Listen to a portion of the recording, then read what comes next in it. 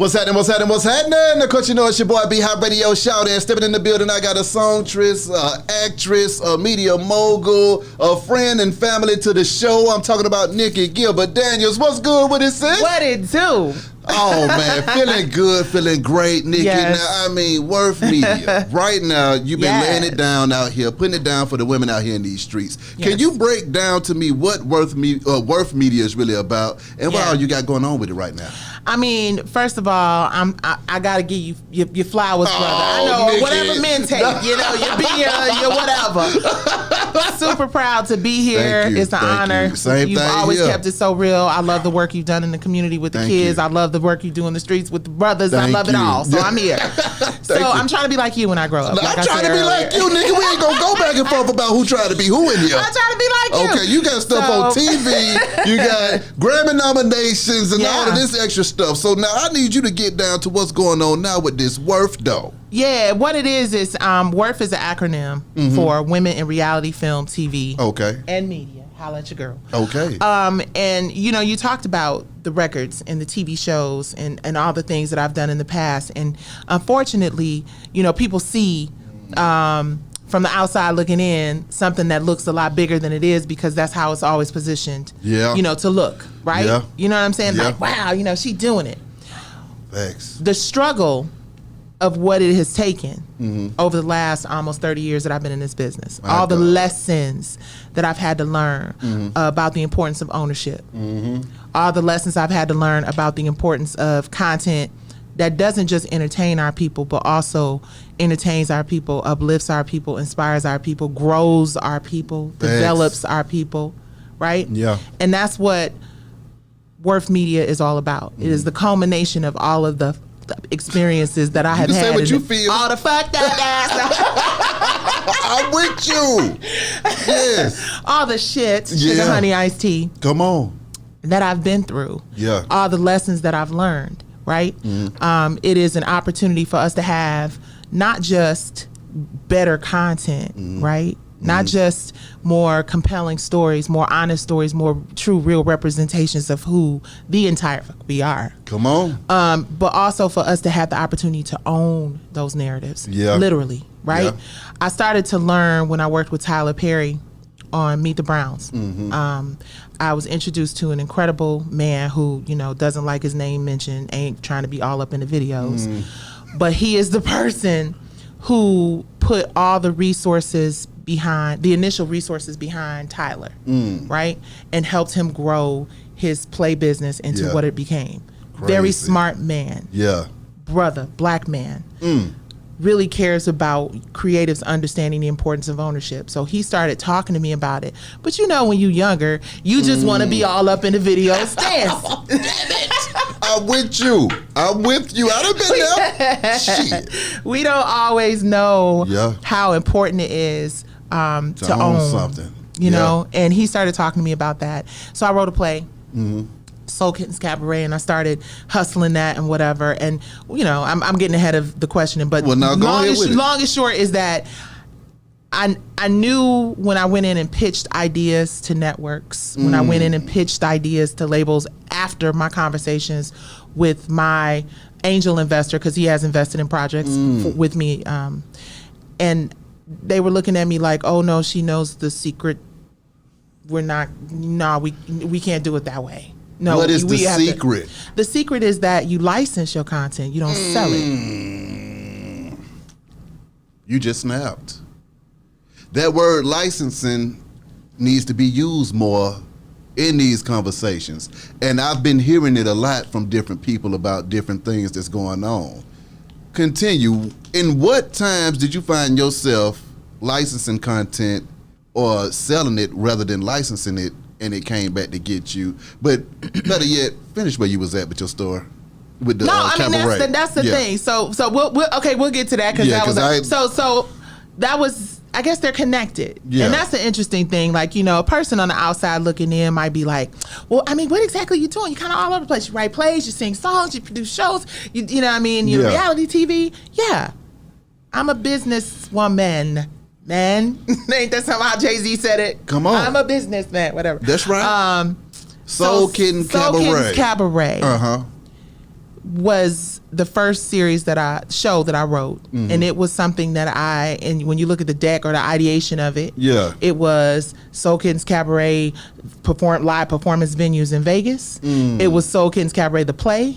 It was Soul Kittens Cabaret the TV series. It was Soul Kittens Cabaret the soundtrack. It was a brand with all these different extensions. One of those extensions became R&B Divas. Ooh, right. So you asked me about the first time that I sort of gave something away without understanding the importance of instead licensing it. R&B Divas was the first lesson I had in that. Okay. Selena Johnson, Monifa, Faith, Angie Stone, all the women who were a part of R&B Divas were a part of Soul Kittens Cabaret, which is a musical stage play that I wrote. In 2003, did the copyright on it with the Writers Guild in 2004 and with the federal copyright in 2006. That's the project I'm in the middle of a major litigation about. Okay. But that project gave birth to R&B Divas. Brought the lady, we filmed behind the scenes, still have all the footage, the making of Tatiana Ali, Trinice from American Idol, just Kenya Moore was a part of the show at one point. Just really wanted to tell stories of women who had been struggling and trying to make it, and really felt like I had come up with this amazing, incredible idea that was going to live for years to come. So it became R&B Divas. We pitched it to a to a production company called Think Factory Media. Okay. Right? Now, shout out to Think Factory. I think combined we made the show very successful. But what Think Factory told me and what ended up happening were two totally different things. And because I didn't own it, I didn't have the ability to say, well, you told me this and this didn't happen, so this is, coming back to me. Because this is my baby. Right? That was my very first lesson. I ended up going through a major litigation with Think Factory Media, with TV One, because they had decided that I was too interested in ownership. I was too interested. Well, that was my impression of it. That was what I felt. I felt that they had decided that I was too interested in keeping those images and narratives going a certain way, and this wasn't playing into the toxic, foul, negative images that were being shown all over the place and making a whole lot of money for a lot of people who don't look like us. So they decided not to pay me for something that I had developed since 2003 that evolved into the show that I believe and was told helped save a network, a show that made a production company that is run by a bunch of people who don't look like me, don't care about people, in my opinion, who look like me, if you're not giving us a real opportunity to participate in the equity and the partnership for something we brought you, right? That's like me baking you a cake, slaving and coming and I look up and I'm like, it's all gone. Or you. How did the litigation go with that?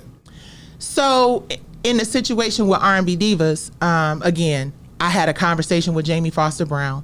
I did not know that the conversation was going to be put in her magazine. She was Auntie Jamie for me. She basically was like, what happened? A gun was pulled on my husband. A lot of people don't know, right? In real life? In real life. Because now your husband's a bad man. Ain't nobody going to be pulling no gun on him. Man, if they only knew. But exactly. No, but let me. Wait a minute, how the hell did that happen? I don't even know. Go from R&B Divas to R&B Divas to gun, right? To take, and it was really about to turn bad because he's just not that guy that you do that to, right? You know, no man is really. No, I'm not saying that, but this one in particular, I just was like, oh God, why'd they do that? He already wasn't about this life of this BS, right? You know, so on this particular night, because there was so much toxic energy and manipulation and BS, another cast member's husband who was like, I couldn't fight him because, you know, he's so big, so I just went and got my gun just in case, whatever. But it was something that was perpetuated, right? And when you got two men who are real men, who about what, that could have ended really, really, really badly. And the fact that they whisked this person off, like go, the police are coming, leave. You know, for me, it was like, no, this ain't how we gonna operate this. Because what we not finna do is have no confusion when the police come as to what happened. Because my husband is 6'8". And we not having no, you know what I mean? But anyway, that's not what I feel you. So Jamie Foster Brown called because she knew all parties. And she was like, I love these people. I love y'all. I don't want to see this happen. What's going on? Nicci, this is Auntie Jamie. This is a woman who broke bread with my mother, who's in heaven, right? Jamie, this happened. I mean, I made it clear to the network and everybody else involved the night that it happened. I called everybody at home and let them know exactly how I felt and exactly where this was about to go, because this is not what this was created to be. Exactly. And I think at that point they realized, oh shit, Houston, there's a problem. So Jamie called. She even came up to our offices. We sat down and talked. I said, Jamie, this conversation, I'm not going to agree to releasing it until I clear with my. We had the phone call. Then she asked if she could come and sit down with me, and I said, I want to make sure we clear this with legal. That didn't happen. She released it. When she released it, I got a call from all of them like, you violated your non-disclosure agreement. You are not supposed to be talking about this. We're not going to pay you anymore. And I was like, oh, really? That was that. I said, you're not going to pay me because I told the truth about what happened and my family's life was at risk, and you're not going to pay me because what, why, how? Well, you spoke and you weren't supposed to, and technically we don't have to and that is where it all started. And the thing is, it was a mandatory arbitration, which meant that I could not technically take them before a real situation.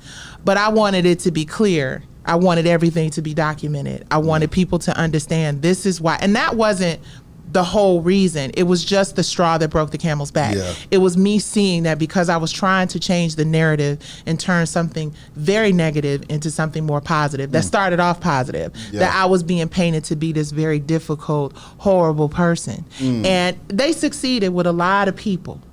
Because a lot of people think I'm a really awful person because of what they saw that was manipulated by people who wanted to put me in a position where I would not be received.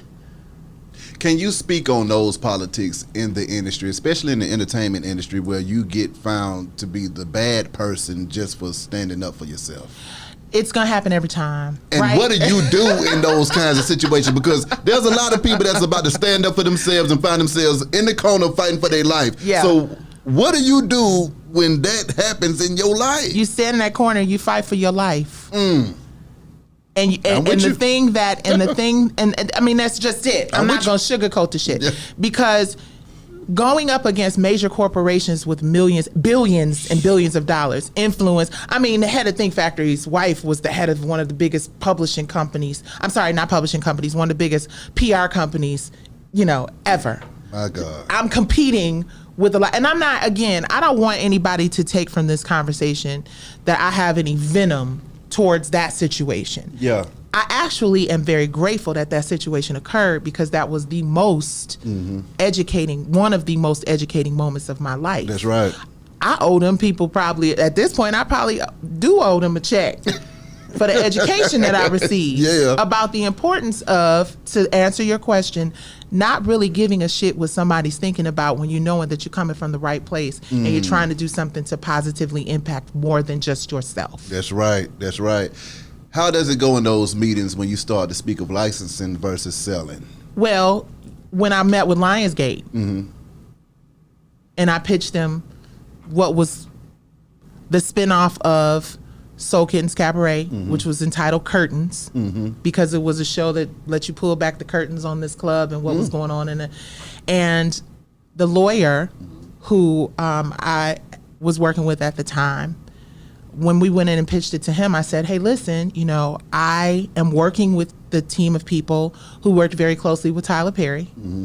I know Tyler Perry has a relationship at Lionsgate, and Lionsgate understands the concept of owning something and licensing it to them for them to distribute, so that you become a equitable partner. That's right. And not a work for hire, which so many of us in this industry have been conditioned to believe is all that we're entitled to. So when I went in and met with the head of Lionsgate at the introduction of the attorney who knew him well and said this is something they would embrace, and left him my script for Soul Kittens Cabaret, left him my script for Curtains, which is the spinoff, left him copies of the DVD that we had recorded, really had a great meeting, and he even said, I'm going to read it over the weekend, and I love the name Tata Burlesque. I didn't hear back from them, so I assumed the concept of me coming in, pitching an ownership licensing partnership scenario didn't work because I know the script is good. I know the story is good. I know that there's a great opportunity here for us to develop this into something amazing. And I hadn't heard back from them.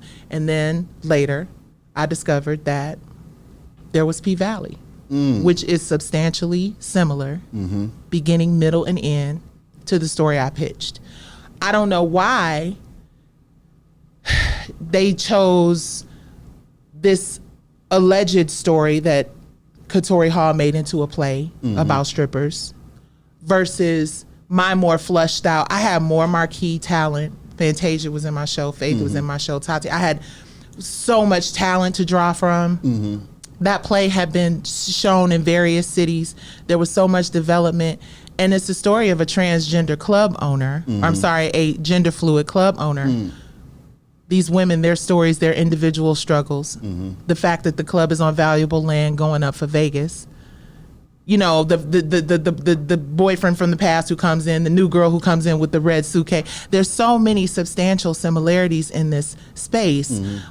Why didn't you look in your deck of pitches, for lack of a better word, or whatever it is that you have to say, hey, we were pitched something similar to this, or this is more, you know, I don't know why they didn't choose my story from me. Yeah. I have no idea.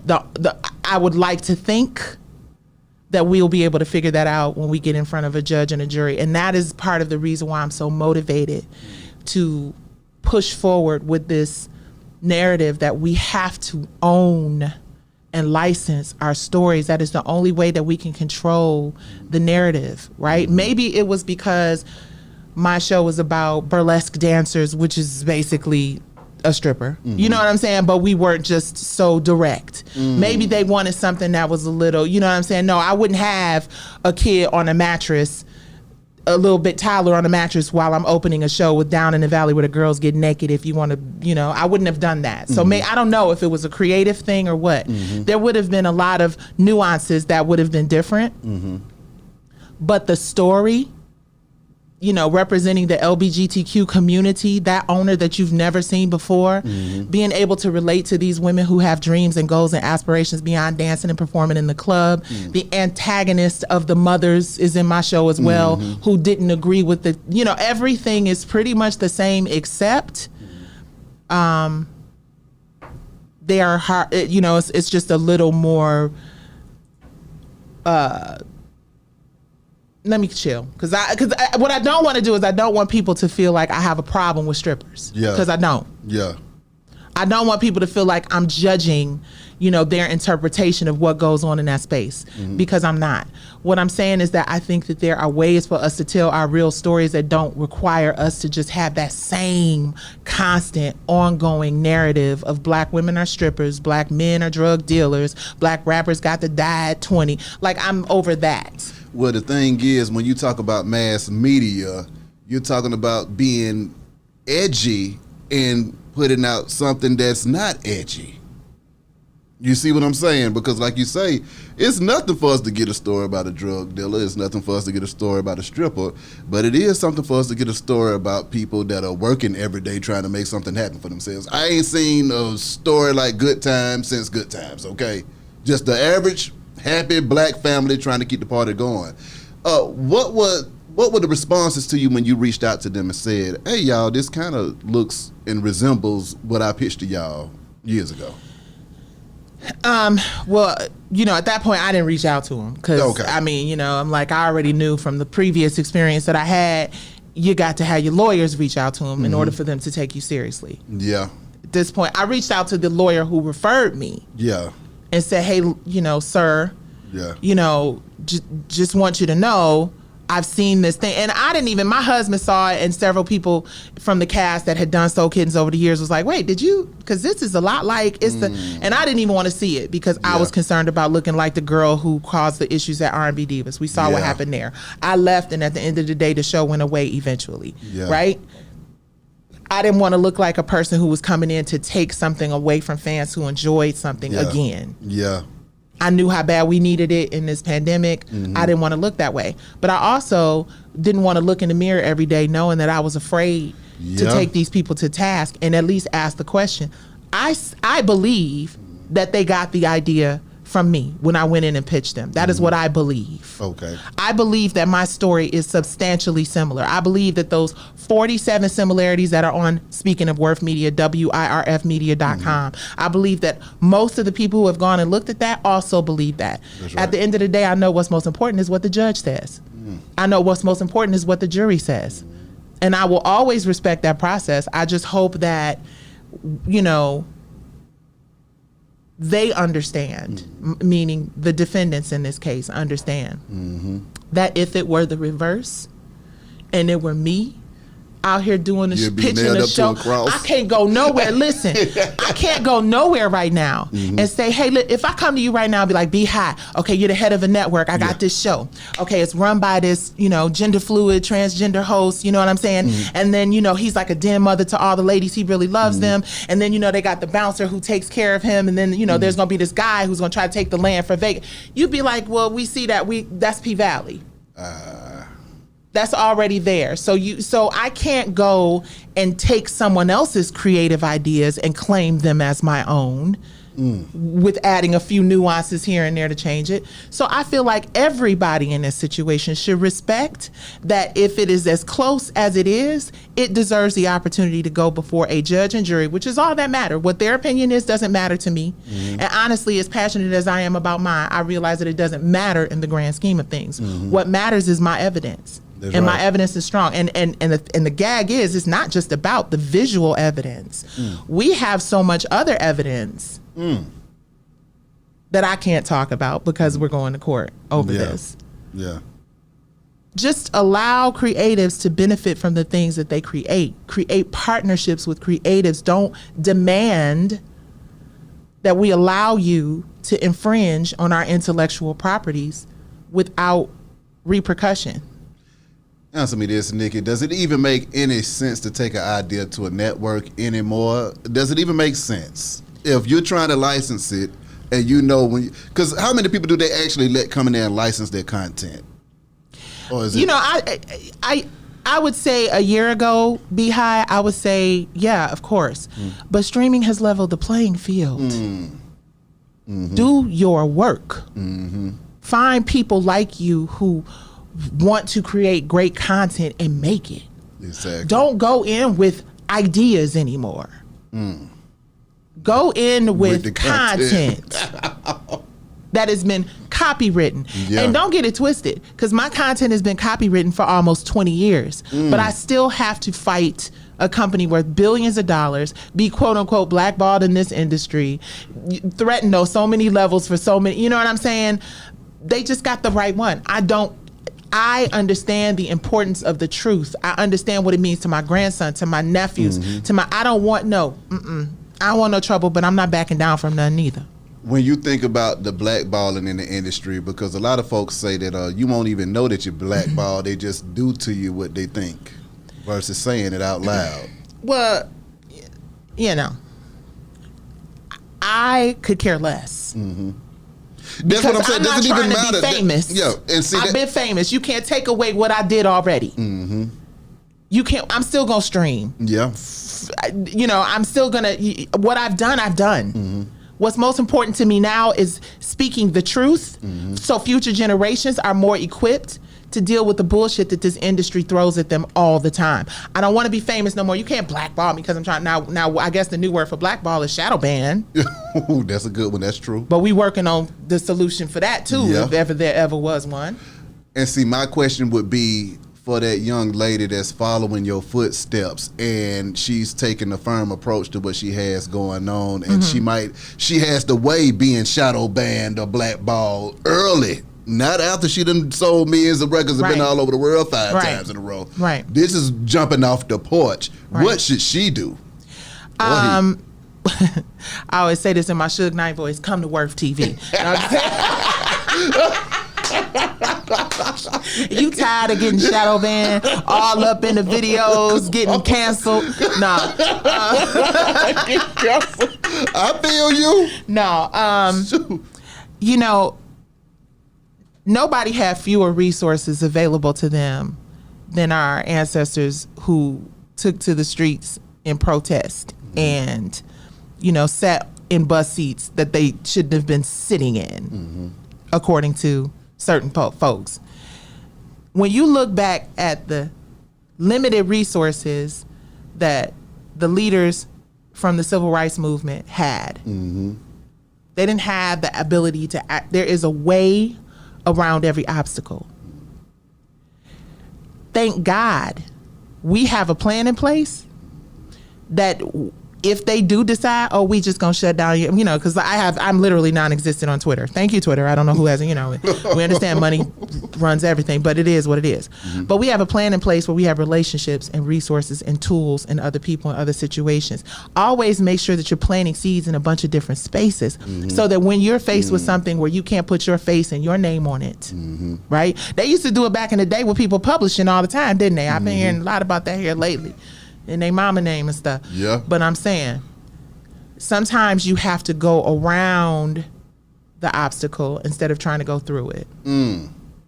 It's longer and more difficult and more taxing. And, listen, people, fight, girl, fight. I'm going to, but this shit ain't easy, and I want people to know that. Exactly. I'm always fighting. I spent more time fighting in this career of mine than I have enjoying the fruit of my effort. As much money as we make for these people, we spend more time fighting. But just be prepared to fight. Like, I'm not going to sugarcoat it, sis. If you really want to make a difference, you understand that the people before us have fewer resources than we do, and they made a difference. Yeah. We have become real lazy about our shit. Yeah. We have become real like, okay, I need results now. I need to be a boss today. Come on. Right? I'm 52 years old, and I'm just coming into my quote unquote bosshood. Because the lessons we learn as we evolve and grow and become older show us another peek behind the curtain. Okay, so now we already dealing with the licensing part of stuff. But what about the sexism in the industry as well for women trying to come in there and boss and do what they want to do? What do you have to say about that? Listen, baby. Yeah. Listen. I had to have a conversation with a friend of mine that I really respect. Because he said, I love you and I'm your friend. And, I just want you to know it come off real auntie and preachy. Baby, listen. We need more aunties. Yeah, we do. We need more. When Monique said, what's up with the bonnets? Yeah. We know what she was saying. Yeah. She wasn't saying, I don't like you. Yeah. You're unattractive. You don't deserve to be watched. That's not what she was saying. What she was trying to say is, come on, baby. Come on, sis. Yeah. I got a damn 30-year-old. Yeah. And I'd be like, what do you have on? What are you doing? So if I'm expressing that to someone that I love, that I raised from a child, from a baby, I don't want to see any harm come to her. If I say to a sister, baby, you're let me not front, I got lashes on today. So let me not even hold you up. I got lashes. Yeah. But this thing right here that's going on, the that comes from the stripper culture, I'm just saying, word up. I should be able to say, sis, you so pretty. Your eyes are so gorgeous. Let's do drama, but let's not hide who you are. I'm sorry. Let's not hide who you are. Let's not just turn around and show our asses before we show our faces. Yeah. Let's not show our asses before we show our businesses and how much we can boss up and just really make positive impact in the world, right? We've gotten to a place, because what happens, the reason why it's dangerous, and I know you asked me a question, and this 30 years of knowledge turns into a long-winded ass dissertation. But the reason why I'm with you. The reason why it's so important for us to not buy into these stereotypes as much as we do is because it dictates how much more of it that we get, right? So if we say the stripper show, Jocelyn stripper show, it's like probably, I don't know, y'all probably know better than I, stopped counting, but I counted like 7 of them. My God. I don't see 7 shows with young women getting educated. I don't see 7 shows with young women building their businesses. I don't see 7 shows with women doing real estate and flipping house. I don't see those other occupations that exist in the black community with black women being magnified the way that I see stripping, sucking, selling. I just don't see it. So you have to level the playing field because we only know what we see.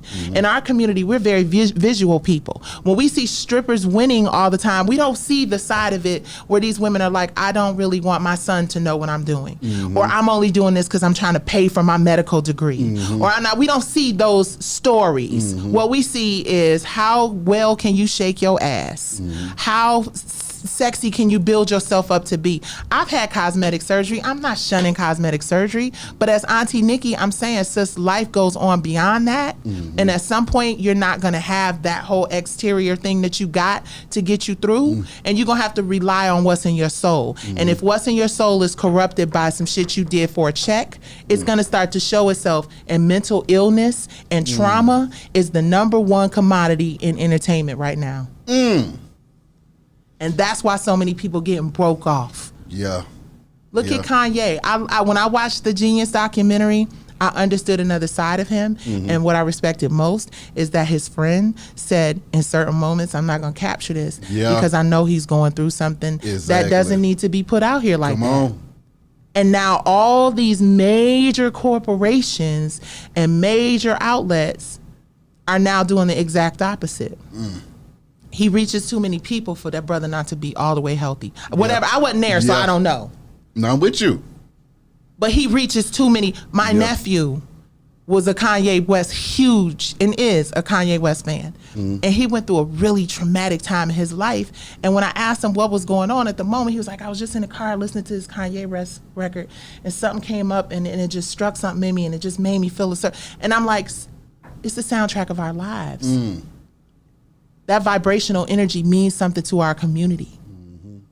And it's time to elevate it to a higher frequency and stop pimping our people and our trauma out for billions of dollars, because it's not going to last. You might make, you know what I mean? It's not, well, then I don't know, shit, because we done had 759 Whitney Houston movies. And I ain't seen but one on Elvis or Marilyn Monroe. I don't, you know, for some reason we continue to generate lots of revenue even in death.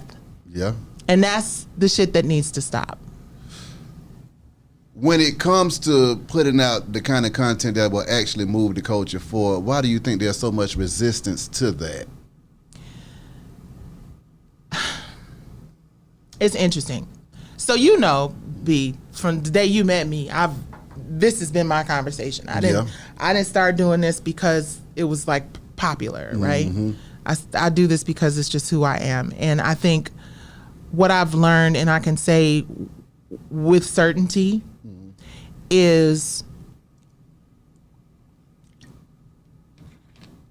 I don't know how real the Willie Lynch letter, you know, that whole situation. I don't know. I wasn't there. You know, I have to say always I wasn't there. But the concept of us not liking each other, the concept of us not, you know, supporting each other and believing in each other and being jealous and envious of each other is absolutely a way to control us. Low group esteem. It is groupthink. It is. I did not learn how to manage my money as an artist. I was told to shut up and sing and not complain. Nobody pulled me to the side to give me tools and resources to deal with some of the traumas that I was dealing with in my personal life while I was making all this money for the record label, for the entertainment industry, right? Every other industry has some form of, the NFL, you have standards and practice, like certain things you can't do. You get out of there. NBA, certain things you can't. The only industry that has a just sort of do whatever the hell you want. It doesn't matter. If it works, great. If it doesn't work, great. Because if you die, we're going to still make money. You know, and it's just so sad and heartbreaking that people haven't taken the steps to change that, because a healthier artist, a healthier creative means more money, means more longevity, means a better community that cultivates more of those. Like, if you fertilize the soil with good content, if you give us good food, then we are going to thrive, and you are going to thrive, because nobody shares their gifts like we do. Come on. We give it away, literally, which is why so many of us die broken and traumatic, or live traumatic existences, because we never deal with that. So I believe the reason they don't do it is because they don't need to, they don't want to, and they don't care to. Understanding your value, though, Nicci, how does one go about evaluating how much they're worth? So when it comes time for that artist to go get that record deal, how do you say, okay, I want $5 million because I know that's what I'm worth? Or when it comes to that producer to pitch that show, okay, this show is worth $10 million because that's how much I know it's worth. How do you go about evaluating your self-worth with your content and your creations? You have no self-worth if you don't own it. Number one. That's it. That's it. You have no worth if you don't. Oh, you're a work for hire, so you get paid some money to maintain until there's another opportunity for you to get paid again to make. So you kind of like pimping yourself. You know, you kind of like, you know what I mean. But you don't own shit. You don't have any long term, because your worth has to be connected to generational wealth and wellness to really be of any real value. Because somebody will spend $20,000 on a Birkin bag and be like, look, I'm worth so much, I did that. But if it gets stolen, if it goes away, it's all gone.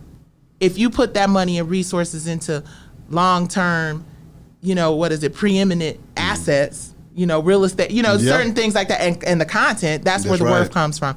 And I think you just have to understand that it can't be about you. It can't be about what's happening in this moment. We saw how wealthy Michael Jackson was at a certain point, right?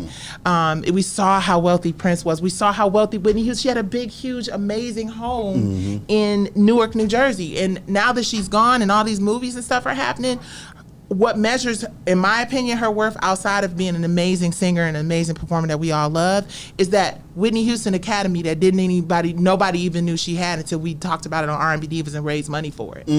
And how the resources that come in from all of those things that all that worth she got, how it impacts those kids from that academy that she started. How that generational process continues, how those seeds continue to grow. If our seeds of creativity and the sweat and the blood and the tears and all the stuff that we have gone through can't be planted to help other people grow into something greater than we were, we have no worth. Now I have to ask you this, because for somebody that's watching this, numbers motivate them. By owning instead of being a work for hire or just selling out, how much money are you missing out on by not owning your content going into these rooms? Okay. I always use this example. I created R&B Divas. When I say I created, I cast it. I brought the women together. My husband and I paid for the sizzle reel, all of that, right? I got paid as a producer and I got paid as a talent. Same amount pretty much everybody else got paid. Got a little bump more because I produced it, created it, right? I co-owned From the Bottom Up that I created for BET with Shakim and Latifah. Okay. Now, R&B Divas saw millions of viewers a week, became a legendary, hugely successful show. That's correct. But I was pretty much a work for hire. It went away, the check went away. From the Bottom Up, I was a co-owner. I got 50% of everything that came in on it. And anything as it streams, when it goes to streaming platforms, we was talking earlier about the YouTube, we own that content. We co-own that content, which means we can get advertising dollars. We can get, so long and short is I was able to start really working towards generational wealth until this lawsuit came along.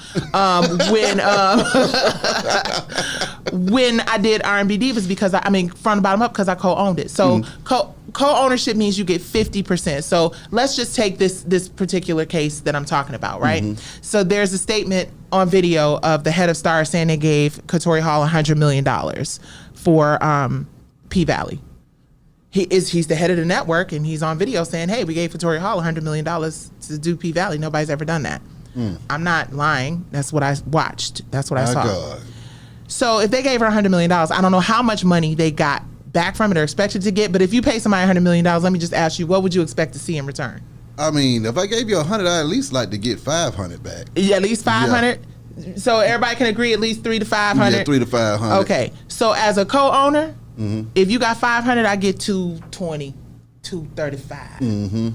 As a person who was a work for hire, You know, I might get 100,000. I don't know. I'm just hypothetical. So when you own something, that is the money that you get. People look at these overall deals. Basically, what an overall deal is with a network. I think word on the curb. I don't know for sure, but like I think 50 got one.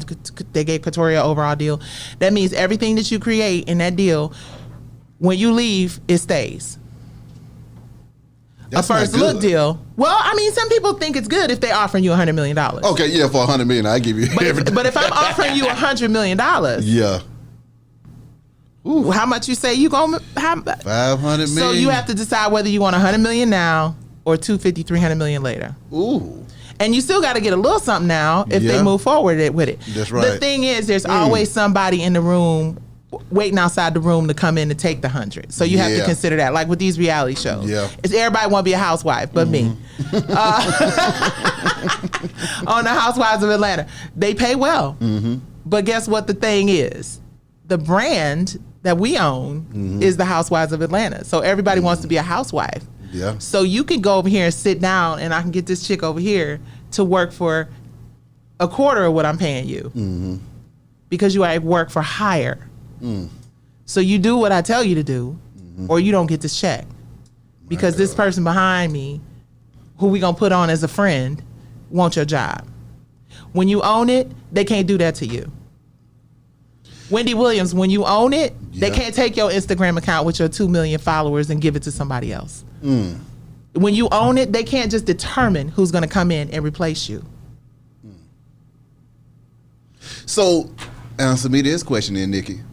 As an owner, can you get in the door as an owner? Is this something that you have to build from the ground up, and then you have a little leverage going in there? But can you come in as a creative, as an owner? Thank God for people like BET, for places that still allow you to license your content. A lot of the brothers in the industry are doing that. Tyler Perry owns all his stuff, pretty much. These people are owning their stuff. Yeah. Steve just did a clip where he didn't know it could have owned. Well, not that he didn't know, but it wasn't as popular back in the day, right? So if it's possible for black men, white women, why wouldn't it be possible for a black woman to do it? It's not a question of whether or not it's possible. It's a question of whether or not it's possible for us. The only way it becomes possible for us is we have to prove that it works. Facts. When it comes to work, and actually the effort that it takes, because when you speak of these shows that you produce and that you've shot and all of this stuff, you had to go out here and lay the smack down, Nicci, to get that stuff done. You don't just wake up and have your sizzle reel for your stuff ready to go. Right. This takes a lot of plotting and planning to get anything done. So can you speak to the work ethic that people also have to possess if they want to go out here and own something? It's a lot of work. Come on. Be high. I know about it. Ownership sounds cool. They see you getting out of the truck with your briefcase. They're like, hey, there she go. But the work it takes to get there, you have to know every job. You have to be prepared to pick up a camera when somebody decides they don't want to do it no more because you ain't paying them enough. Yeah. You have to make sure everybody on your team understands the long-term vision. You have to make sure you center yourself with really creative people who understand. Like, there are a ton of us out here who understand, who have been here and understand how difficult it is. And we have to just come together collectively. And again, you got to see it. You have to see it succeeding to believe it, right? So you as a leader of a company have to understand that everybody's not going to have your vision. That's why you're the leader. And you have to stay specific in your vision no matter if your team doesn't understand it.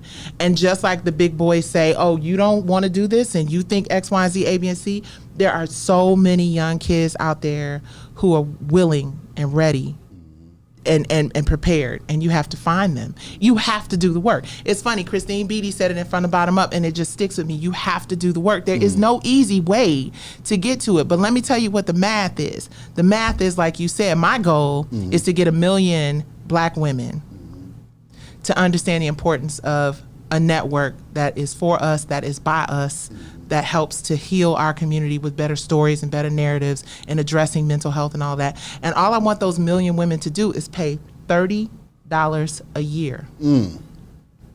I want you to give me $30 a year. That's like a couple dollars a month. $2.99. Right? $30 a year. Yeah.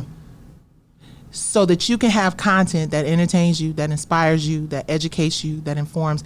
And we want to get a collective of all the most influential Black women in the industry who know how foul they have been to us over the years. And we want to make $30 million minimum a year.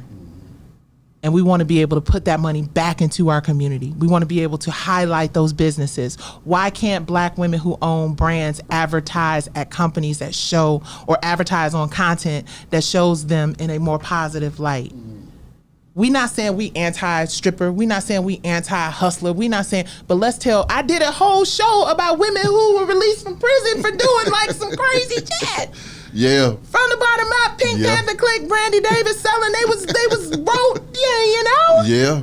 So we're not trying to sugarcoat the realities of what we're going through. We want to give people alternatives and give solutions and action items. And you just have to convince your community that even though we've been consuming junk, it's like, I always think of it like a diet, right? Everybody knows that you should eat better. We all know we should probably be vegan. Yeah, right? that's true. I mean, we know, but you just have to get a slutty vegan come around to be like, oh, we could do this. Yeah. You understand what I'm saying? If slutty vegan wasn't around, I would have never tried that vegan burger, and I would not be buying them in my house. Come on you now. You understand what I'm saying? I'm with you. So she did the work. She stayed at it. She believed in what she was doing when nobody else did. Nobody has come to me and said, hey, let me help. Well, a few people have now, thank God. But ain't nobody gonna come through and say, let me help you through these trials and this stuff that you're going through. I have to take the initiative to do it first. That's right. You have to believe that it is possible. Period. There's no magic. You can't go to this place down the street, up the road, 2 doors down, and find somebody who understands your shit like you do. Come on. Nobody's going to do the work that you're going to be willing and prepared to do. But that is the reason why when you get that word or that term leader, you've earned it. I got war stripes all over my spirit and some on my body. What were the times, Nicci, where you were beat so bad that you wasn't sure if you had any more fight left, or you said, you know what, I'm about to lay down for a couple of weeks and then I get back in this fight when my mind is right? Yesterday. No. I feel you. Real talk. One of the most important decisions I ever made, and it's not just because he's here, was my husband. Period. That's Having right. a smart, strong, say it like you mean. Now, we have issues about how direct he says shit, and I'm a Cancer, and he's a Libra, and I'm like, why did you say it like that? But my husband has sharpened my sword. I married a Marine. I married a scholar. People don't know a whole lot about him and will probably never really will because that's just, and that centers me at a level that I think a lot of people in this business don't have. Facts.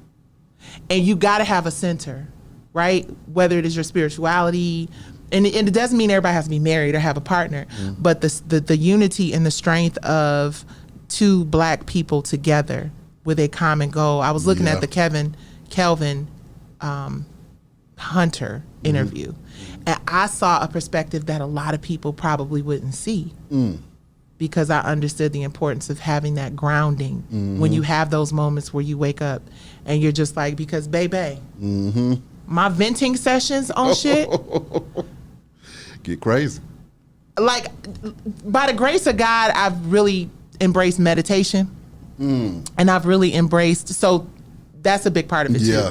Like, I'm really spiritual in terms of just centering myself and not being afraid to take that time. But I'm a human being. So every time I look up and see that someone else, when I see that this happened to Steve Harvey, it sends me into a tizzy. When Erica Campbell from Mary Mary posts, well, wow, the same thing happens to me, it sends me into a tizzy. Some people might look at it like, yes, it's happening to all of us. Yeah, it happened to you too. I'm like, what the exactly. You know, I'm with you. It takes him to say, you focus on what you doing and what you got going on. What we got going on over here. And don't be distracted by the thing that you already know to be true. That's right. They don't give a fuck. They don't care. It's our business.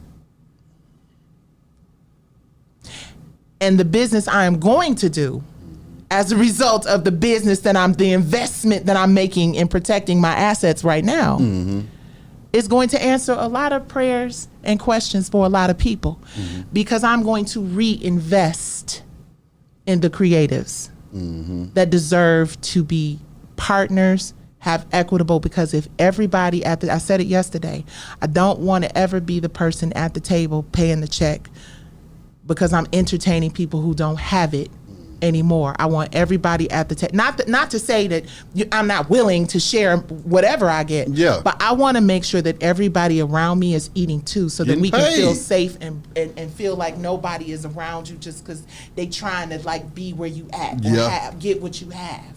Yeah. It's because we all in this mug celebrating all of our success collectively. Exactly. And we can only get to that when those of us who are at the top of the hill throw the rope down. Yeah. Ain't nobody asking you to send me no helicopter. But bruh, if you run this town, and somebody come to your town and disrespect your sister, I need you to throw a lifeline every now and then.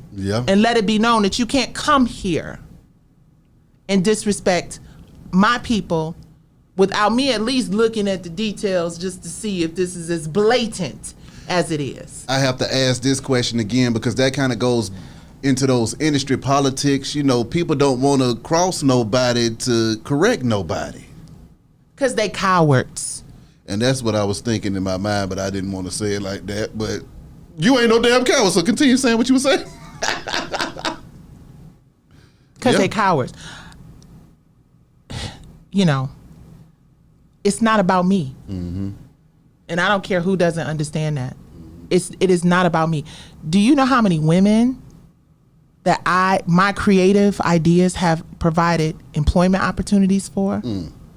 How many careers that were that are like, phew. Yeah. I know the impact of my work. I've been in this industry struggling more than thriving for almost 30 years. Woo! I am not afraid. I feel you. Of the bottom. I feel you. That's where the roots are. That's where the soil is. That's where you plant the seeds. It's not about fame for me anymore. And it really never really has been. People will tell you who really know me. Like we'd be in Japan and they'd be like, oh my God, Brownstone at the height of our career, and I'd be hiding in the bathroom. Like I'm just not, like it's not really my thing. I want to share my journey. I want to share my story. We've taken enough from our community. If you've been in this business for as long as I have, this isn't the time for you to be trying to figure out how to be hot. Exactly.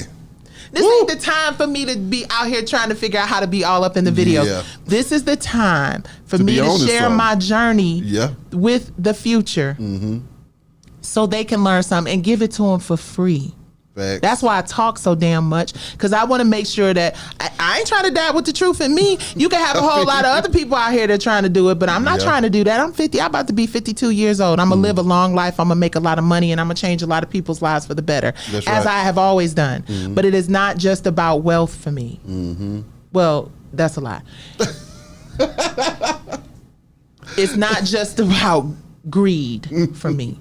We have to have wealth to pass that down to our people. And the only way we get ahead is if our people have generational wellness and generational wealth. I'm learning financial literacy. I've never wanted to know that. Yeah. I'm not interested in numbers. Well, I wasn't. I wasn't. Until I realized the power of them. Until they started turning to hundreds of millions. That's it. Exactly. You know, but we're not conditioned to be like, hey, let's make sure that our bookkeeping is right on. There are people who are gifted in that space. I will give you the content that's going to make all the numbers you need. Finding people in creatives' lives, that's the biggest key takeaway. Find somebody in your life who doesn't want to be you, but understands what you do, wants to facilitate what you do, because they see at the end of the day, it brings in revenue, right? Find somebody who understands Beehive Media and TV who will help you run that machine. Problem is, creatives have such a hard time finding people who genuinely care and who are genuinely going to help them get to where they need to in terms of business. So now I've had to learn. With your hindsight being 2020, Nicci, ooh, that's a cool. Ain't that up? Oh yeah. Sup. You look back over those last 30 years with your career, and you said that you was struggling most of it and thriving throughout it as well.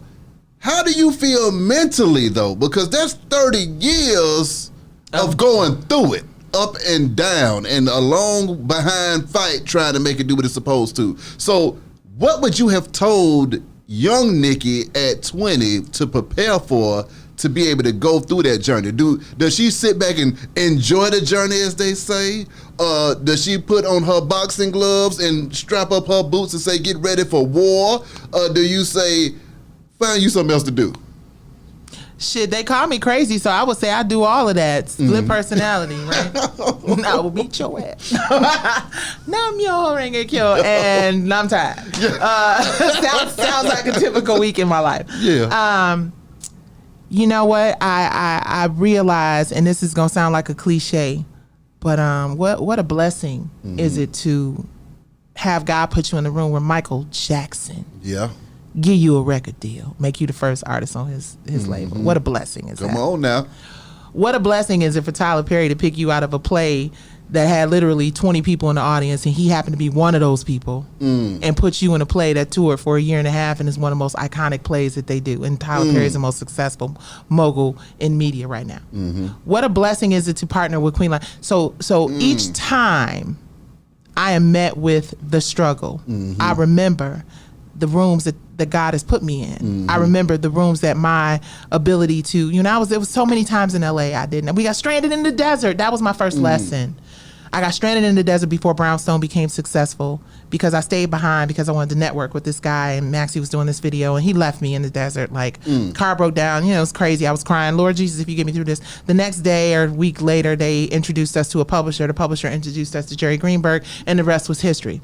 So that was my first example of knowing that God is going to always bring me to my knees to make me pay attention, that the greatest lessons in my life come from the greatest struggles. I had all sorts of traumatic things happen to me throughout my life, my childhood, things that I could just sit up and be like, this happened, and then that happened, and then that person did that. And I've understood that everyone has that story. Everybody has a moment where they feel like I can't deal with it, and some people choose not to. I'm not one of those people. Every time I am met, because I know what my intentions are, I move my whole family to Cali with me.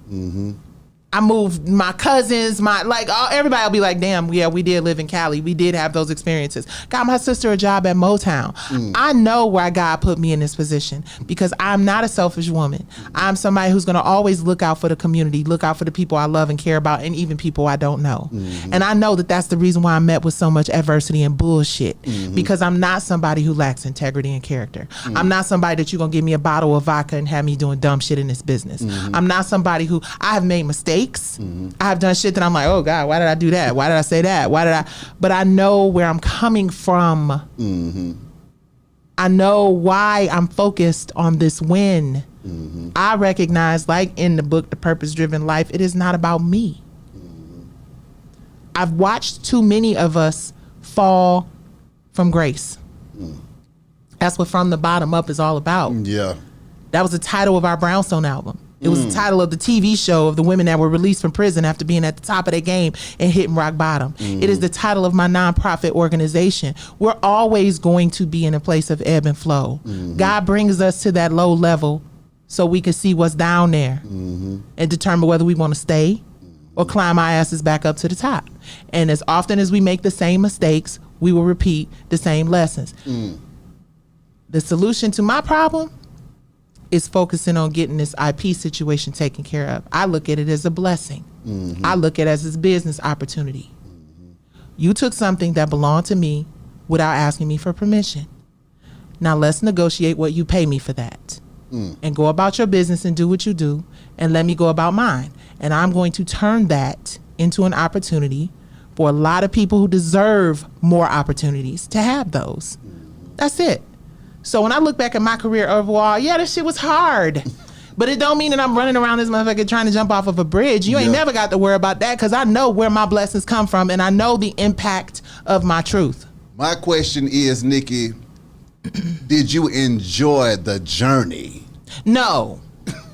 Because, that's what everybody says. There are moments that I look back and I be like, oh, that was fun. Yeah. Oh, yeah, that was fun. Oh, that was fun. The moments I enjoy most are on stage. Okay.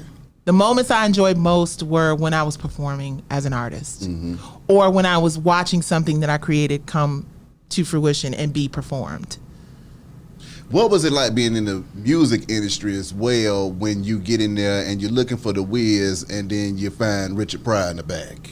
Oh, well, shit, that ain't just the music industry. I found a wizard in TV. But you look, see what I'm saying? Two of them, like, come on. It's so funny on R&B Divas, I coined that. Like, the whiz, right? Now everybody's talking the Wizard of Oz. Come on. Man, listen, my daddy told me, Clay, Big Mix, McMurray, he wrote If I Were Your Woman for Gladys Knight, y'all. My All right now. Control of Motown. That's right. My daddy said this industry made up of pimps and hoes. Period.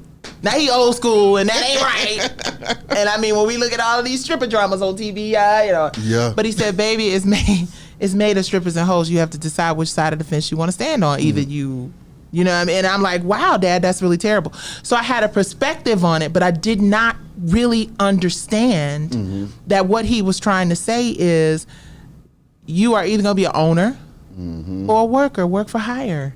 You gonna own the what is it, the stroll? Yeah, I'm with you. And I didn't understand it, and I think if I hadn't had all those experiences, I wouldn't be where I am right now. I just wouldn't understand it. Like so many people that are peers of mine that could look back maybe at their careers in the '90s and be like, oh, it was fun and we had a blast, it was great, it was wonderful, and they talk about, you know, I remember that the music, the content, all that stuff was great, but we weren't winning. Because them contracts we signed was some bullshit. Yeah. We weren't winning because TLC, the biggest girl group of all times, Left Eye already said what they made, $300,000. Like we weren't. Yeah. So how can you possibly think, when you look back on those experiences, outside of the nostalgia and the music and the quality of the work? Yeah. And then when you think about the quality of the work, you think, we got stuff that's still being played. I made Tory Lanez a multimillionaire. Come on. We made,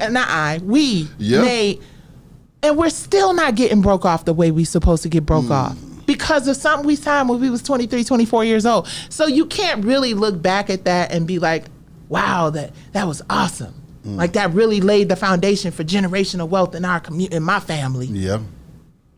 You'd be fronting to do that. A lot of friendships were transactional. Yeah. So some bullshit. Like what about the industry is dope? Like what about the industry right now is super dope? Like the young rappers today, they dying like they ain't even getting a chance to enjoy their career. The one thing that always surprised me the most about the industry as well is that when you get in here and you realize that either you're gonna be a pimp or a hoe. Yep. And you either gonna own or work for hire. Yep. When you realize you got to own, then you realize that, oh, that means I got to get my hustle on. Jesus. And that's the part that nobody ever sees. You see the lights, camera, and the action, but you don't know that the people that are actually having things are the ones that are out hustling everybody and working hard as hell 24/7, 365. For you, when you got into the industry, what were some of those awakening times that you found yourself saying, okay, I can't believe this. I thought it was this way, but come to find out it's really that way. You know what's really interesting? I found that out real early. I found that out, like, I think even before our music came out. Because I remember we were in these car services when we were recording our first album. And I remember they're like, you know, just order a car to go to the studio. We stayed in this beautiful apartment on 5th Avenue that Sony owned at the time. I believe Sony owned. And we're recording our album and they're giving us this stipend and we're just, you know, New York, concrete jungle, you know, call me Carmel Car Service, come over here. And then they sent that statement. And I was like, who paying for this? They're like, oh, no, you don't have to pay for it. No, you don't have to pay for it. It goes into your budget. Oh, great, goes into your budget. And then you ask for your advance, and they like, oh, you don't have one. Because you was flossing in New York, living it up. And we weren't even living it up like that. Our budget was $250,000 for the first album. I think it went up another $50,000 on the second album. We got a $50,000 advance. They were selling the records at the time for probably $9, $10 wholesale. We sold 1 million records. We made $10 million, but somehow that $350,000 budget became, because technically I still owe Sony $1 million. And are you serious? No, yeah, we got in the red, about 850. Something like that. Now, let me say, Artist Forward is now working the thing out with the streaming, because streaming wasn't referenced in our agreements. Ooh. Streaming didn't exist. Ooh. So they're making effort to do, but I still look and see that I owe them $858,000 still after making $10 million for them off of our albums. And it just blows my mind. But guess what? We signed a contract at 23 years old to say that. So again, back to, you don't see the hustle, but the hustle is very difficult. Mm-hmm. It is, oftentimes you are blocked from the reward. When you start talking about ownership, when you start talking about, you become targeted for a lot of reasons, for a lot of things. Yeah. You know what I mean? Don't be surprised if, they be like, she crazy in a minute. But you just got to keep going. That's the thing. This industry, the beauty of this industry is that we're so talented. I'm looking at all these plaques, and I'm looking at over 10 million streams worldwide. Like, I'm looking 10 billion. That's not even million. Like 10 billion. Like, that's foreign to me. And I look at all the money we're generating. Yeah. And I look at how little our community benefits from it, and it breaks my heart. I can't operate from a place of anger, though. I can't operate. I mean, it makes me angry, and some people would say me sharing my truth sounds angry because I'm passionate how I talk, and for Detroit, so I be like this. Yeah. But I'm not gonna just sit back and pretend like it's okay anymore. And I'm hoping that those executives in the industry now, whose parents were executives, and the nepotism, and the uncle who hired the nephew, and all that shit that we know goes down, I hope that they see what's happening and start to recognize that something needs to change. Yeah. And they lean on those of us that are still here, of sound mind, with good intentions, wanting everybody to win. Not just the performers and the creatives, but the people who distribute. I'm not discounting what they do. I don't want my masters. What would I do with my masters right now? Go try to put them on Spotify, and they be like, nah. Sony said no. You know what I'm saying? Like, what we gonna do? We need those people, I believe, because those are those people who understand the numbers and the administration of it all. But we need partnerships, equitable partnerships. Being Michael Jackson's first group that he ever signed, what was that whole experience like?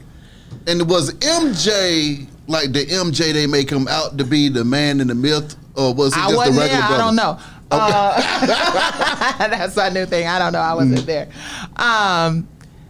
Michael Jackson, I'll tell you a quick story. I know it's unrealistic to believe that for me, but I went when I was in probably about 13 or 14. It was a drugstore across the street in Detroit called Wood Drugs. And they used to sell these Polaroids that looked like they actually came from a camera. Yeah. And I took one and I signed it off like, that's my cousin. And I got to there like, I saw that Polaroid in the store.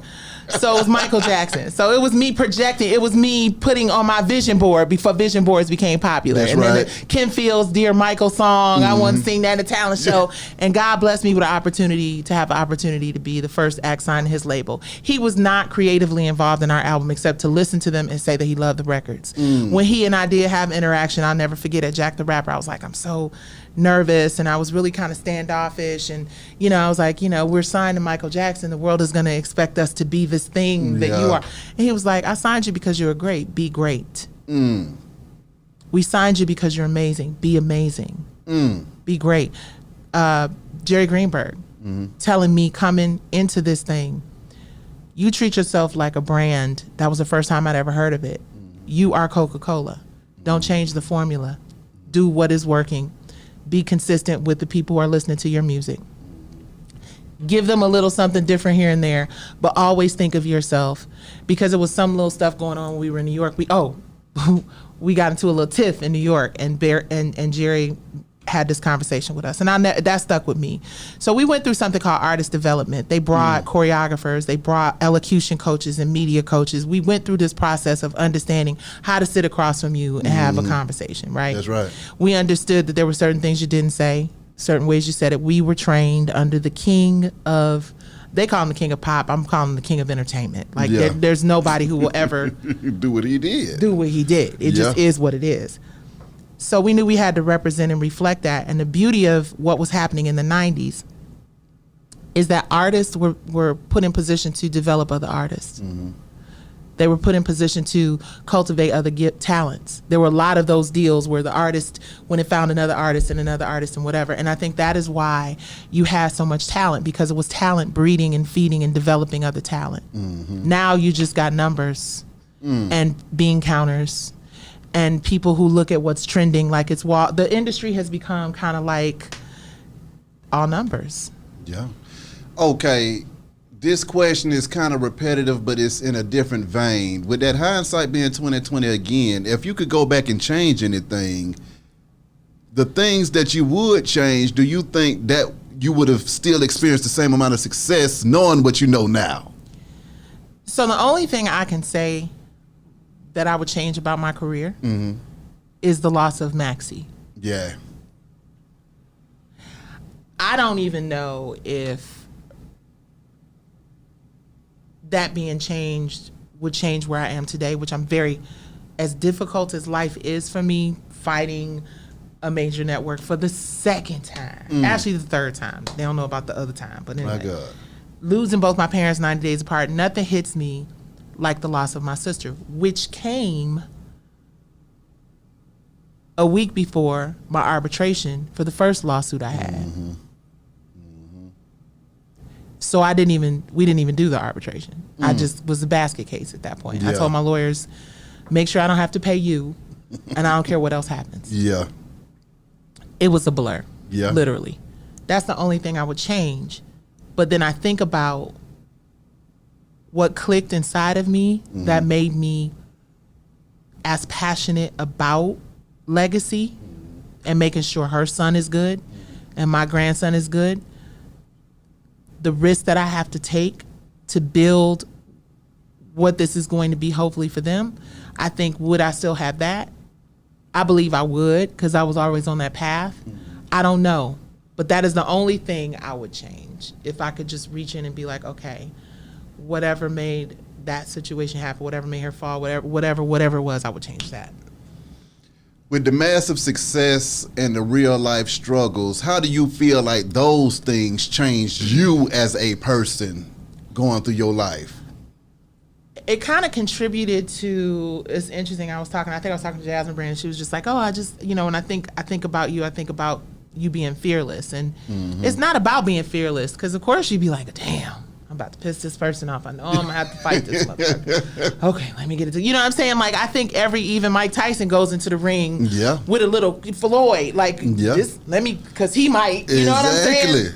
So I think, while I don't think of myself as fearless, I think I've allowed my loss to make me feel less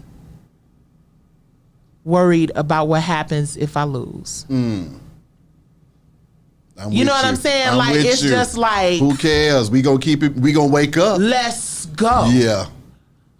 That's all. You know what I mean? I'm here. Like, I feel like if I didn't stand up for myself and other people, Maxie said something to me. She sent me a text message kind of, like a week or so before she died. And she was like, I feel like God is trying to tell me something. I feel like, and I posted it. She was like, I feel like I have to not be afraid to be me. I have to do the music I want to do. I have to, because she was in this kind of place of trying to identify who she was and what she wanted. And,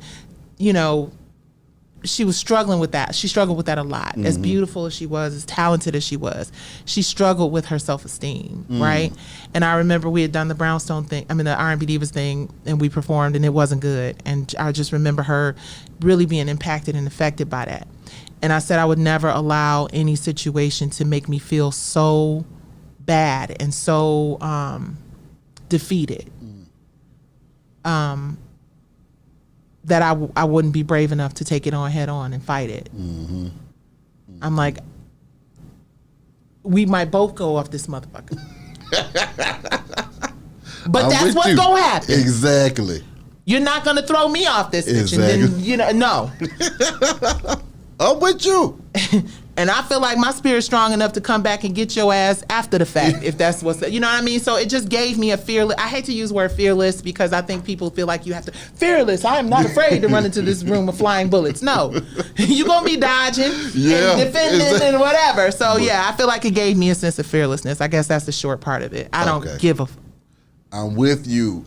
Lastly, Nicci, what is it that you got coming up next, and how can these people contact you if they need to contact you? Well, worthmedia.com, WIRFmedia.com, and y'all on YouTube, follow my Worth TV channel, Worth.tv. Give me some followers, I'm with that. Some subscribers. I like that better. All of that. You know, we're working on something really huge. I told you I was in a leadership training program with a very reputable, amazing company that has been really great in teaching me, you know, some of the steps that the industry never took the time to, you know, teach me. I am doing the business of empowering women and girls every day on my Instagram at Nicci Gilbert. But I'm encouraging everyone, not just women, men, anybody who cares about us and the stories and content, to join our fight, FIGHT, number 4, Worth. That's what I'm doing every day of my life. I'm fighting for women in reality, film, TV, and media, period. I'm fighting for the narratives to be changed. I'm fighting for our Supreme Court, our first ever black woman being appointed to the Supreme Court. I'm fighting for young girls who have been raped and molested and feel like they have to hide it. I'm fighting for women who have had mental breakdowns and feel like they can't speak honestly about it. Every single day I'm fighting for our images and our narratives, and that's it. Like we got brownstone shows coming up, which is on my IG. Y'all can find it there. Worthmedia.com. Everything will be there. But, you know, I'm fighting. I'm fighting until I win this case. Yeah. And then I'm going to be on vacation for a year. I ain't mad at that. Building content. Come on. I ain't mad at that at all. I am bringing my lifestyle brand back, Curvato Lifestyle. But I just don't want to taint any of the projects that I'm doing. Excuse me. That is the thing that I do have to be conscious of.